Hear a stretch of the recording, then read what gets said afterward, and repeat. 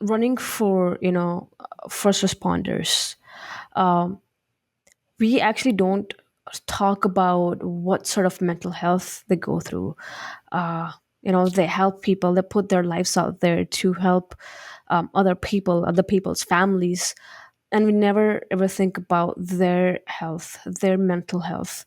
What do you want to talk about that? What do you want to say about that? I'll share my experience over the last 4 years, kind of give you an understanding where I was, and maybe, and I mean, you don't know really the story behind why I'm doing what I'm doing. So I'll share that real quickly and then if you have any questions outside of that, we can jump into those too.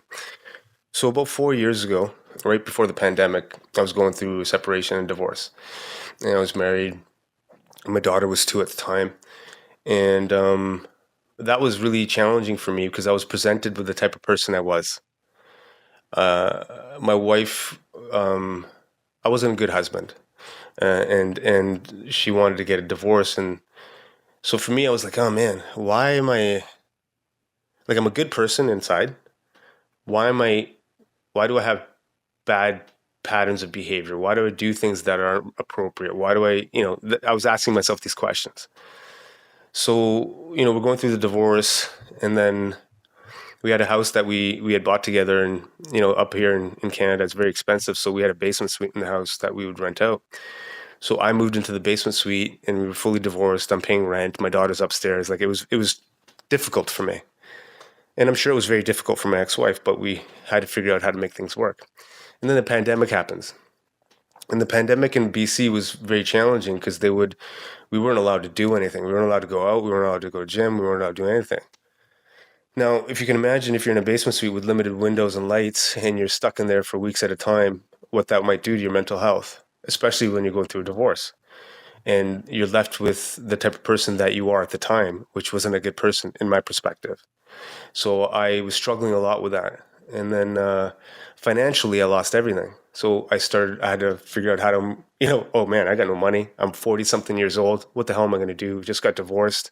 All these things, right? And then to add to it, work started becoming a major challenge for me because of the pandemic, we were on a schedule of going to work for 2 weeks and then coming home for 2 weeks so that we would manage illnesses so that the entire operation wouldn't be sick and, we wouldn't close the border, right? So I had no safe spaces around me, and I had limited interactions with people because my friends of the 18 years really I stopped talking to through law enforcement. Now I'm isolated. I'm alone and I'm by myself all the time. And all I was doing was ruminating.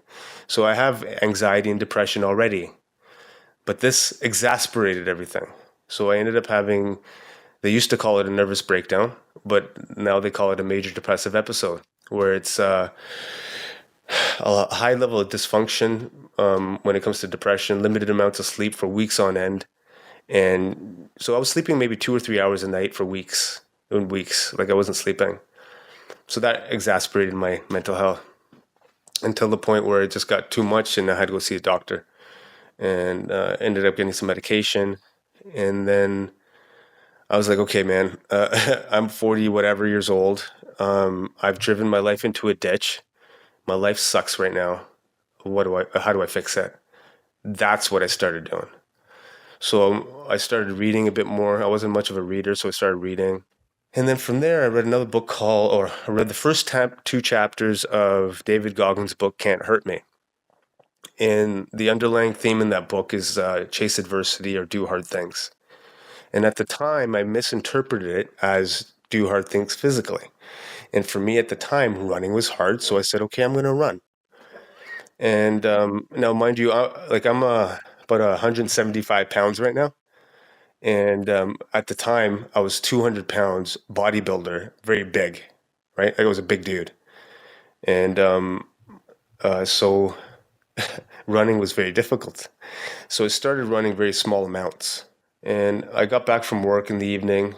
It was raining outside, and I was having a really, really bad day emotionally. And I was like, man, okay, I got to go out for a run. And my shoes were like probably 10 years old. So very different than how I do things now. So I put the shoes on and I went out for about 3 hours just running around in the rain. And after I had done that, I was really proud of myself because I had never done anything like that in my life. No one told me to do it. No one forced me to do it. And I did it on my own without any assistance. And it wasn't pretty. It wasn't fast or anything. It was just, I just did it. And I was in pain throughout the entire process. And when I got home, I liked the feeling that it gave me emotionally. That's what I liked. I liked that it made me feel better about who I was in that moment. So I thought, okay, let me do more of this. So I kept doing it, kept running, nothing, just all on my own. No one telling me, no coaches, nothing, just me just running. And then eventually by February of 2021, I was at a point where I was running about 6 miles every day. And which is so 10 kilometers every single day. I was running about that. And so 70 kilometers a week or 42 miles a week. And then I heard a podcast. I was listening to Joe Rogan's podcast, and he had a guy named Cameron Haynes on it. And Cameron Haynes is a guy in his 50s. He's an ultra endurance athlete. He's a hunter. And I heard him talking about how he was training for a race. And the race was the Moab 240. It's a 240-mile run in the Moab Desert in Utah. So it's a days. You're running for days nonstop. And I was like, what? I didn't know people did that. I didn't even know that was a thing. Like, I had no idea that people did those types of things. And then he continued talking about how he would train for it. And he was talking about, and he was working full time, and he's in his 50s, right? He was talking about he would run 21 kilometers in the morning, half marathon in the morning, go to work, and then after work run another 21. So he was running a marathon every single day for training in his 50s. And I was like, holy shit, man, that's crazy. And I thought I was a badass because I was a jiu-jitsu guy, jiu-jitsu guy, bodybuilder, all that kind of stuff. And I looked the part. And I thought, man, I want to do that. That's what I said. And I was like, I want to be able to do that. I had no clue how to do it. I just said, I kind of want, like, that's cool. So then I set a challenge for myself in February of 2021 to run 21 kilometers every single day for a week. And so I started with 11 kilometers a day. Every week I would add one more kilometer to that 11. So it'd be 11, then next week 12, then 13, and so on. Until after 10 weeks, I got to 21 kilometers every single day. And I was doing that while working full time.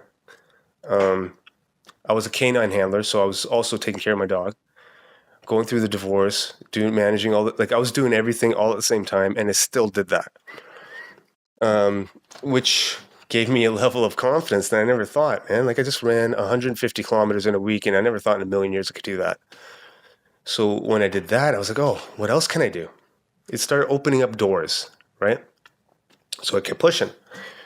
And I kept running, kept training. And then in about August, I was like, shit, man, there's got to be a way for me to leverage this for positivity. So I thought, okay, I'm going to run 100 kilometers. I'm going to run 100 kilometers and raise money for charity. So from August until November 7th is when I ran, November 7th, 2021, I ran from a town called Chilliwack to the Vancouver airport. It's 100 kilometers. And I ran that 100 kilometers in under 15 hours. And I raised that, and in that time frame, I raised $21,000 for veterans and first responders with PTSD. So I had never done anything like that in my entire life. Most of my life, I've been pretty selfish, just doing shit for myself. But when I did that, I felt entirely different. So after I had run that 100 kilometers in November of 2021, I became even more depressed. After running the marathon? Yeah, after running the 100 kilometers, because I felt I couldn't relate to anyone. So my friends around me, I couldn't relate to anymore. They're all, doing all the same things. I didn't want to do anything. I just felt really isolated and different. And when you're isolated and alone, depression really is a lot worse in those circumstances. So I was really in a dark spot. But I knew at the time, I was like, okay, I'm not going to drink, because if I drink, I know it's going to be a wrap. I'm going to do something bad. So I thought, okay, we're not going to drink. So I made a commitment to myself not to drink. And I just kind of kept training. And then I ran into this one guy. I not ran into him, but I met this guy named Sean Taylor. I met him through social media and mutual friends. He's a retired guy from the Canadian military. 30-minute coffee turned into about a 3-hour conversation. And we sat down for about 3 hours, and he could tell I was in a bad spot, so he wanted to help, and he wanted to just kind of listen and talk to me.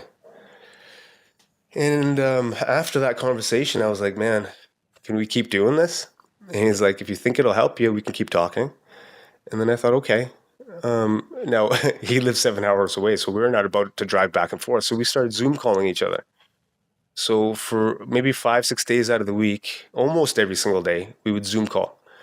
No time limit, 1, 2, 3, 4 hours, whatever it took. We were just talking, and we were having conversations. And through these conversations, he learned a lot about me.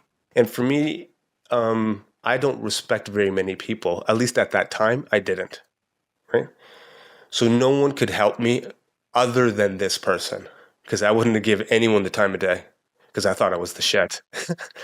So anytime I had a conversation with him, I usually was very argumentative, but I couldn't argue much with him because he had way more experience and wisdom that I could even argue with. So through that process, we were talking almost every single day for 2 months. And he performance coached me out of where my mind was at the time.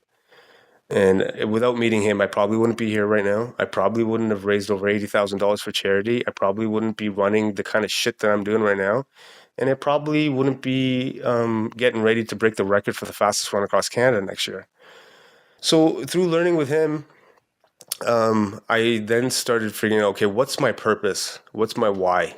And he asked me that question directly. And I urge anyone who's listening to this, you as well, sit down and ask yourself, what's your purpose and what's your why? And don't leave until you write that down on a pen and paper. And it took me 2 weeks. It took me 2 weeks to kind of really think about it. And my purpose is this.